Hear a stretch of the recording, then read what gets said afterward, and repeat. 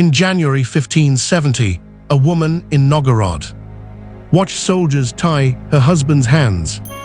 Behind his back, they walked him to the edge of the Vulov River, the same river where he'd fished every morning for 20 years. They pushed him into the water. When he surfaced, gasping, they pushed him under with poles. She screamed. They tied her hands next, then they tied her children to her, and they threw all of them into the river together. Soldiers who did this were not invaders.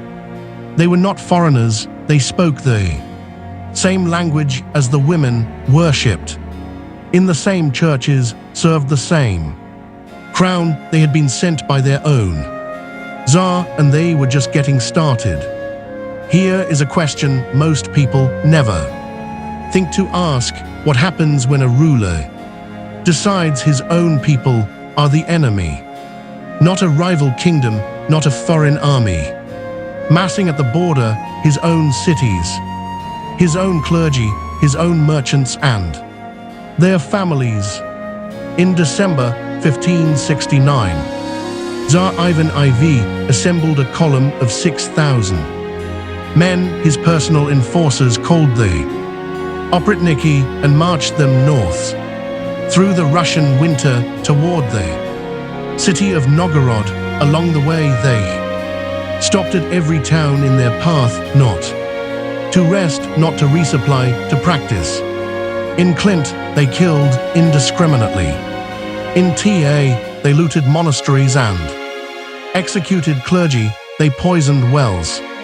They burned grain stores in the middle of winter, knowing what that meant for the people who depended on them. By the time they reached the outskirts of Novgorod, the snow behind them was no longer white, but this was not mindless destruction. That is what makes this story different from every other massacre in Russian history. Every killing along the route served a specific function to ensure that by the time Ivan reached Novgorod, no one inside the city would dare resist, and no one did. New here, this channel exists for one reason: to show you the history no one else will touch, not summaries, not sanitized versions, the actual mechanisms of power, conflict, and control. Subscribe now. What comes next in this series will make this video look like the introduction. This is the story of what happened next, not just the killing. You've heard about massacres before. This is about the machinery, how suspicion gets converted into policy, how a government eliminates a city from the inside, and what a place looks like after the apparatus of the state has finished with it. To understand what happened at Novgorod, you need to understand the specific kind of mind that ordered it. Ivan Vassilevich became Grand Prince of Moscow at age 3. His father died in 1533. His mother, Elena Glinskaya, ruled as regent until she died 5 years later. Ivan was 8. Here is what mattered about those next several years. The boy, Russia's feudal nobility, ran the government. Ivan held the title, they held everything else, and they made sure he understood the arrangement. Ivan later wrote that as a child he and his brother were fed late, or not at all. He described being dressed in worn-out clothing while the boy wore furs. He described moments where nobles would sit on his dead father's bed, put their feet up on it, and look at him while doing so. Now it is worth pausing here. These are Ivan's own accounts, written decades later, when he had every reason to justify what he would eventually do. We cannot verify the details. What we can verify is the political situation. Child ruler surrounded by aristocratic factions who treated the throne as a piece of furniture to be fought over. At 13, Ivan made his first independent political decision. He ordered the arrest of Prince Andrei Shwisky, the most powerful boy. Shwisky was handed over to the palace kennel keepers who killed him. Whether Ivan ordered this killing specifically or simply allowed it to happen is debated. What is not debated is that every boy in Moscow received the message. In 1547, at age 16, Ivan was crowned not as Grand Prince, but as Tsar. The title was deliberate. It derived from Caesar. It meant something different from every title before it. That the ruler of Russia governed not by the permission of his nobles, but by divine authority. For the next 13 years, Ivan governed in a way that historians call his good period. He reformed the legal code. He created Russia's first representative assembly. He conquered Kazan and Astrakhan, expanding Russia's territory dramatically. He opened trade with England, but two things happened that cracked the architecture of this stability. In 1553, Ivan fell dangerously ill. He believed he was dying. He asked his boy to swear an oath of loyalty to his infant son. Several refused, others hesitated, some openly discussed alternatives to the succession. Ivan recovered. He did not forget who had hesitated. Then in 1560, his first wife, Anastasia, the one person in his court he appeared to genuinely trust, died. Ivan believed she had been poisoned. He commissioned investigations. He interrogated servants. He accused specific families. Whether Anastasia was actually poisoned remained unknown for centuries. In 2000, Russian scientists exhumed her remains and tested them. They found elevated levels of mercury and lead in her hair and bones. The results are not conclusive. Mercury was present in many medications of the era, but they suggest that Ivan's suspicion, whatever its origin, was not built entirely on paranoia. After Anastasia's death, the nature of Ivan's rule changed. Not gradually, the shift was visible within months. In December 1564, something happened that had never occurred in Russian political history. The Tsar left. Ivan packed his treasury, his icons, his family, and a selected group of loyal followers into a massive wagon train and rode out of Moscow to a fortified estate in Alexandro, about 70 miles northeast of the capital. Then he sent 2 letters back to Moscow. The first was addressed to the Metropolitan, the head of the Russian Church, and the boy. In it, Ivan listed every grievance he held against the nobility, every act of disloyalty, every suspected betrayal. Then he announced his abdication. The second letter was addressed to the common people of Moscow. It told them directly that he held no anger toward them, only toward the boy. This was calculated. It placed the nobility in an impossible position. If they accepted the abdication, they would face a population that had just been told by the Tsar himself that the boyars were responsible for his departure. Moscow's commoners had already begun gathering in the streets, demanding the boyars bring Ivan back. The boyars had no choice. They sent a delegation to Alexandrov begging Ivan to return. Ivan agreed, but he named his price. He would return only if granted absolute authority to identify and punish treason without review, without appeal, without interference from the church or the nobility. They agreed what followed was the creation of a political structure that had no precedent in Russia and very few parallels anywhere in medieval Europe. Ivan divided Russia in two, one half. The Zechana continued under the existing system of government, buyers administered it, laws applied, the other half, the Opechina, became Ivan's personal territory. He selected its lands, he chose which towns, which estates, which revenue streams fell under his direct control. Within this territory, a different set of rules operated, or more precisely, one rule, Ivan's word.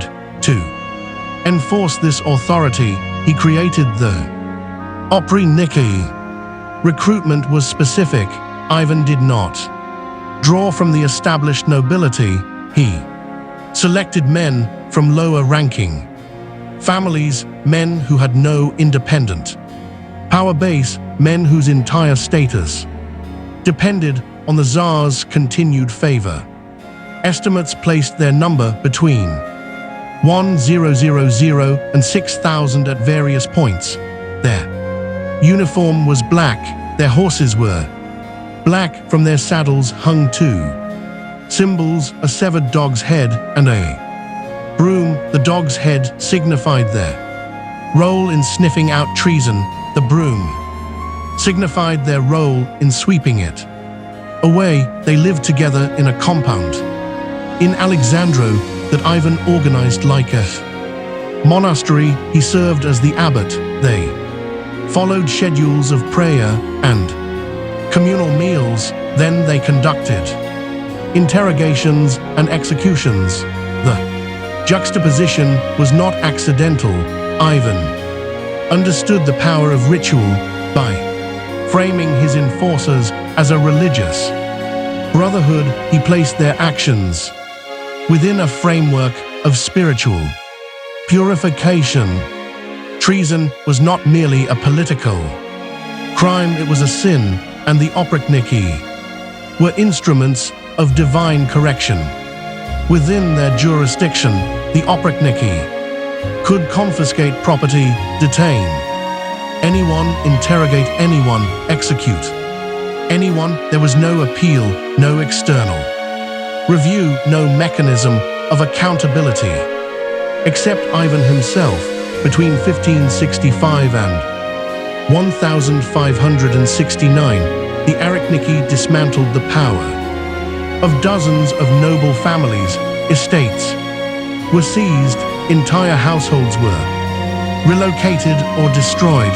The old aristocracy, the class that had humiliated Ivan as a child, was systematically broken, and then Ivan's attention turned north to understand why Ivan targeted Novgorod specifically. You need to understand what Novgorod was.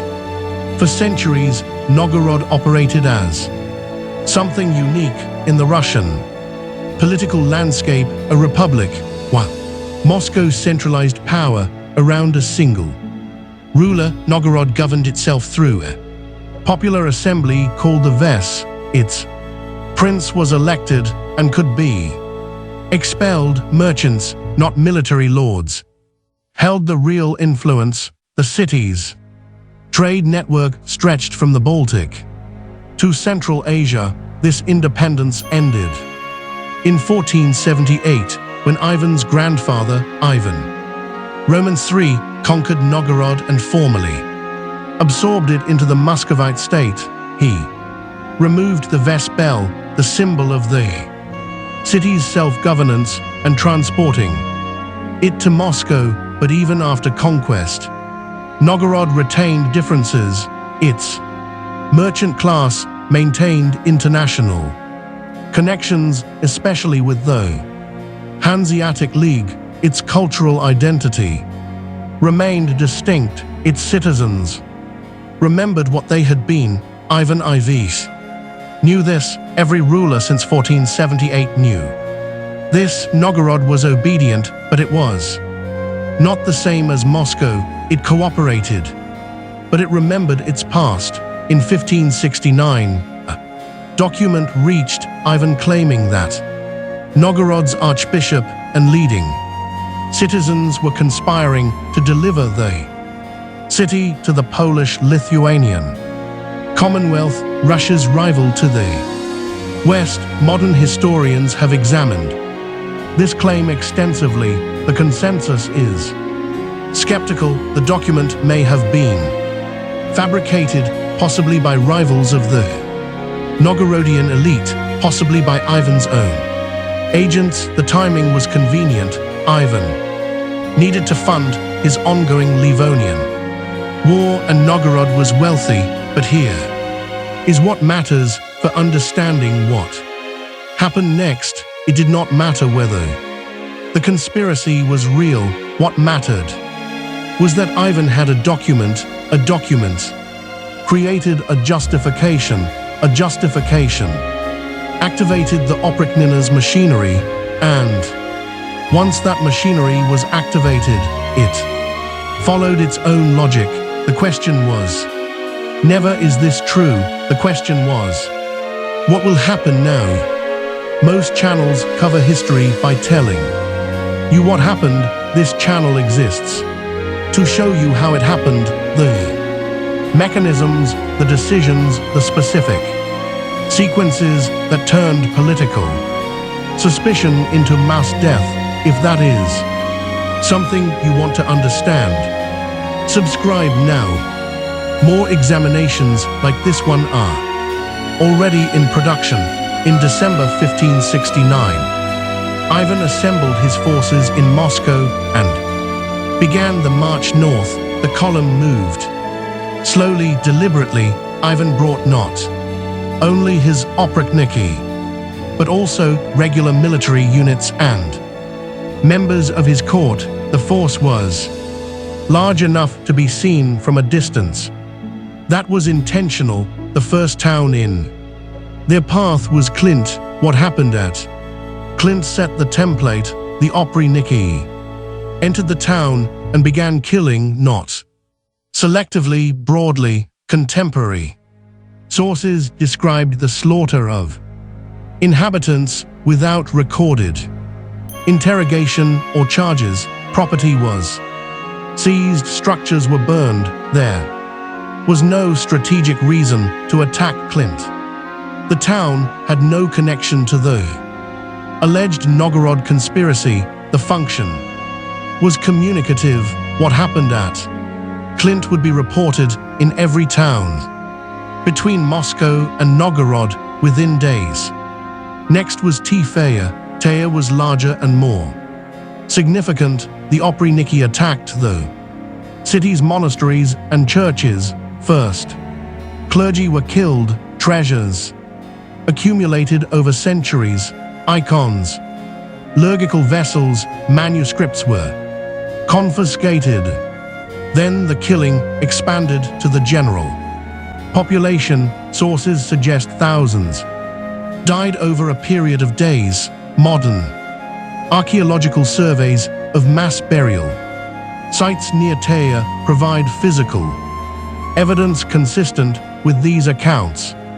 Along the route, the oprichniki also systematically destroyed food supplies. Granaries were burned. Livestock was slaughtered or driven away. In the middle of a Russian winter, this carried a specific implication. The towns they passed through would face starvation in the months that followed, whether or not anyone else touched them. By the time advanced units reached Novgorod's outskirts, the population inside the city had heard what was coming. Travelers, refugees, and survivors from Clinton's fair had arrived with accounts of what they had witnessed, but there was nowhere for Novgorod citizens to go. On January 2nd, 1570, the oprichniki sealed the city. Guards were posted at Every gate, the walls that had once protected Novgorod from foreign invaders, now served a different function. No one was allowed out for 4 days after. Sealing the city, the Opretniki did not begin mass operations. They established checkpoints, they confiscated weapons. They identified the homes and businesses of the wealthiest citizens, the most prominent clergy, the most influential merchants. They made lists. On January 6th, Ivan himself entered Novgorod. He went first to the Cathedral of St. Sophia, the spiritual center of the city, the oldest cathedral in Russia.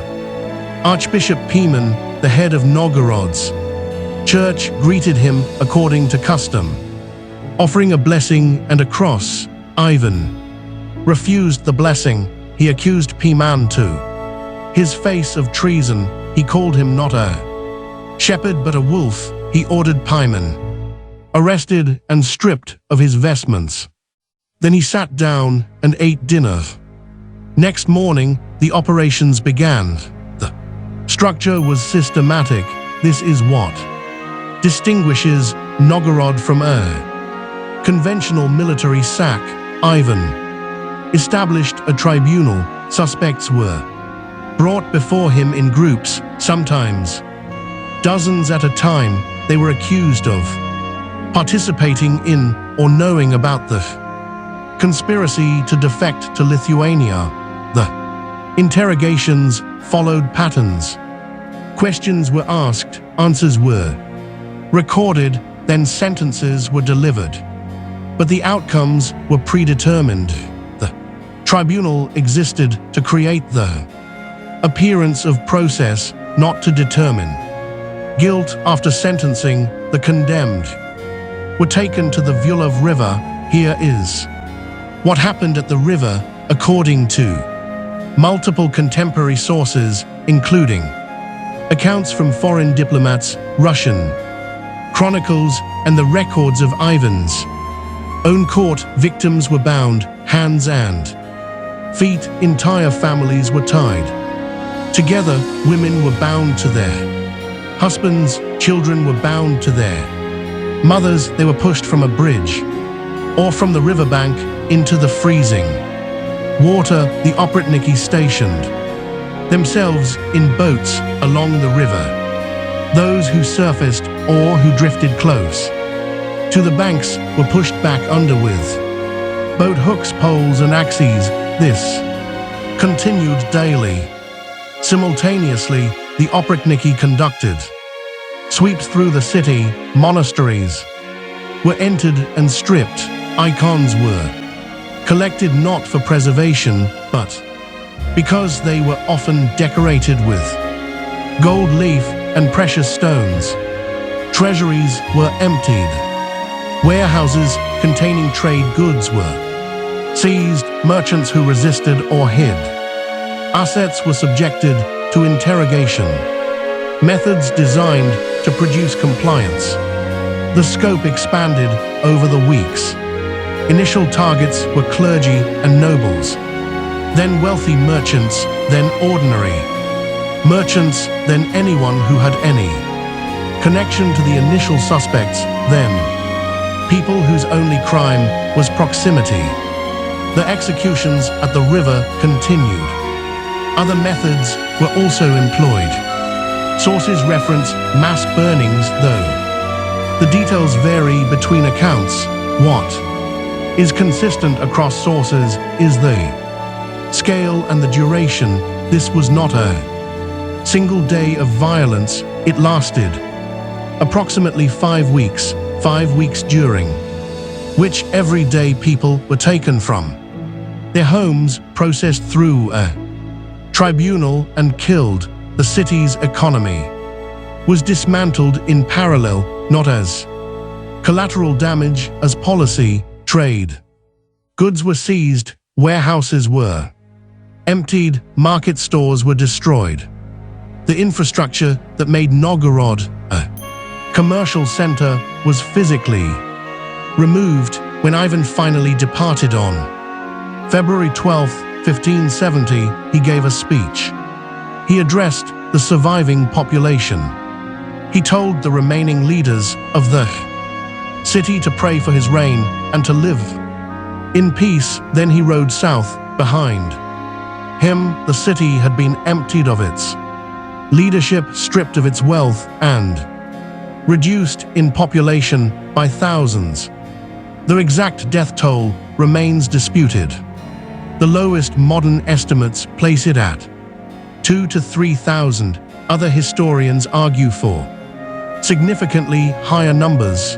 The Novgorod Chronicle, written by people who survived the event, recorded figures in the tens of thousands, though these are generally considered to include deaths from the resulting famine and disease in addition to direct killings. What happened to Novgorod after Ivan left is in some ways a slower version of the same destruction. The city had lost its archbishop, its senior clergy, its wealthiest merchants, and a significant percentage of its general population. But the killing was only the most visible part of the damage. The oprytniki, or had confiscated the city's accumulated trade goods. They had destroyed warehouses and market infrastructure. They had killed or displaced the people who managed Novgorod's commercial networks, the connections to Hanseatic traders, to Baltic merchants, to the routes that had made Novgorod one of the wealthiest cities in Northern Europe. Trade networks are not buildings. You cannot rebuild them with timber and labor. They are relationships built over generations. And they were gone.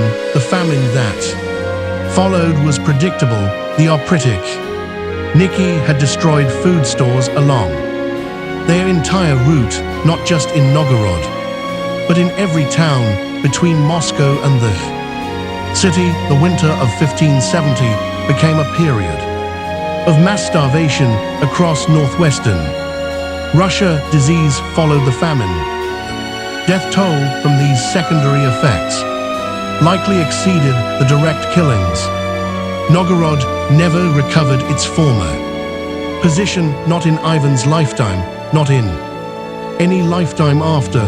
The city that had once been a rival to Moscow, a center of self-governance, a hub of international commerce, it became a provincial town. It remains one today. The Opricina itself did not survive much longer. In 1571, Crimean Tatar forces under Devlet Gira launched a major raid on Moscow. The oprytniki, the force Ivan had built to fight internal enemies, proved unable to fight external ones. They had spent years conducting confiscations and executions. They had not trained for battlefield combat. Moscow burned. Ivan formally disbanded the Operina in 1572. He banned the word itself. Anyone who spoke it could be punished. But the effects of what the Opricina had done, the economic disruption, the destruction of the nobility, the breaking of institutions, continued to compound. When Ivan died in 1584, he left behind a state that was more centralized than any previous Russian government. He also left behind a state that was economically weakened, politically fractured, and demographically damaged. Within 2 decades of his death, Russia entered a period known as the Time of Troubles, a 15-year crisis of succession, civil war, foreign invasion, and famine that killed approximately 1/3 of the Russian population.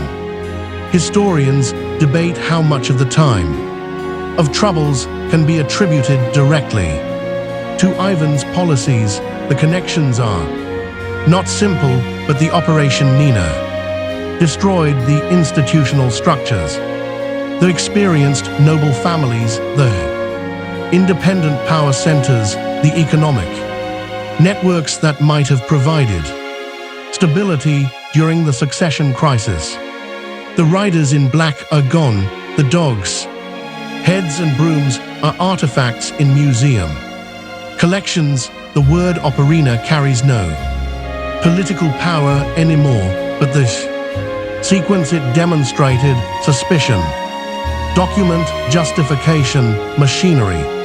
Silence did not disappear with the men who carried it out. It appeared again in different countries under different names with different symbols hanging from different saddles. The structure remained the same, a ruler who cannot distinguish between threat and dissent. An apparatus designed to confirm what it was built to find, and a population that learns through specific and repeatable experience that silence is the only safe position. Novgorod learned that lesson in 5 weeks during the winter of 1570. The river kept moving after the bodies stopped. The city did not.